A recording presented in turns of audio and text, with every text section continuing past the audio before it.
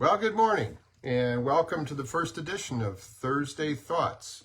This is going to be a program I'm going to provide for you each Thursday. My name is Chris Takis. I'm an in-home dog trainer, force-free, positive reinforcement, no fear, no pain, never have, never will.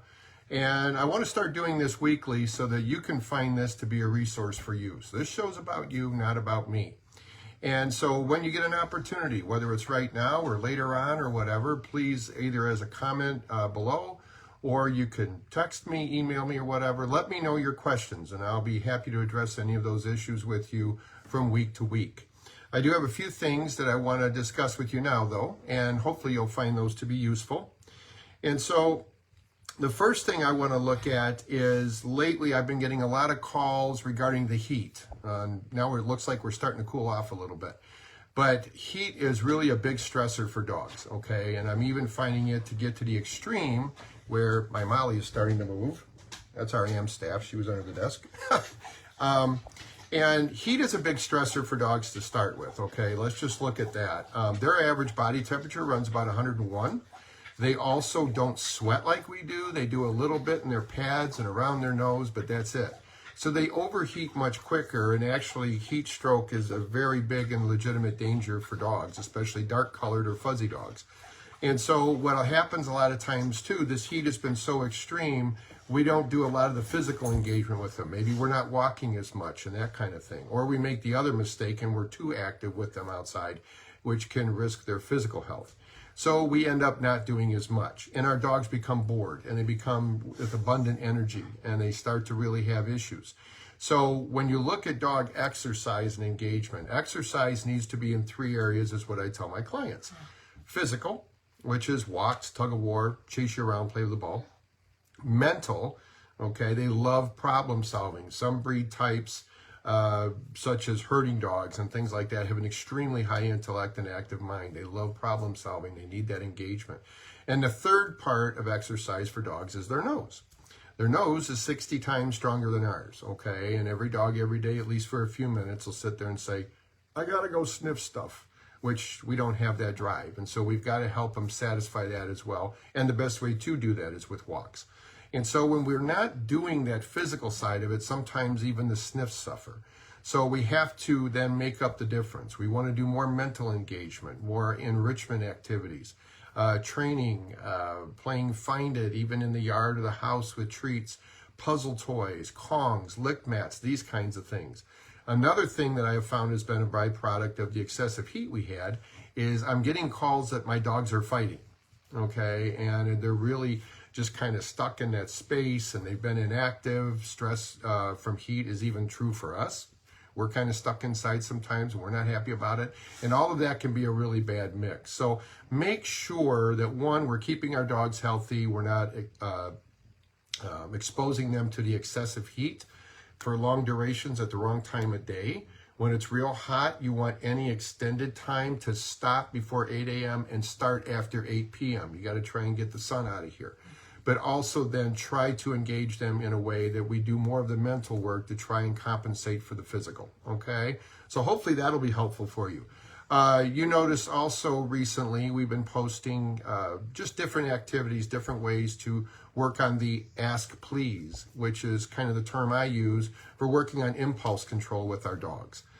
Dogs really, they do what they do and they do what works for them. And that's how we are behaviorally. If we find something that works for us, we just repeat it. Why wouldn't we? We can count on it. Dogs are the same way. And so when you get a very impulsive dog and everything they go to for everything is jump, to nip, to bark, to demand, to everything else like that, and it continues to work for them, they'll continue to do it. So we've got to help them realize, that's never going to get you anything you want. But there's one behavior that will always get you what you want every time. And that is ask please. And that's where they simply sit or stand calmly and just look at you. And when they do that, we want to make sure then that we reward that good decision making. One of the ways you can really get that going is just anytime your dog randomly approaches you, just comes up and sits or stands and just looks at you, stop what you're doing, whether you're cooking, eating, watching TV, pet them, praise them, thank them. Give them treats if you have it, but don't feel like you missed an opportunity to reward them if you don't. Physical touch and verbal praise have a lot of value to our dogs, but start putting as much value into that one behavior as much as you can. I also have my clients really center that around the 5 probably most important things in a dog's day. Getting their food and treats, going through doors, getting on furniture, getting you to play, and attention and affection.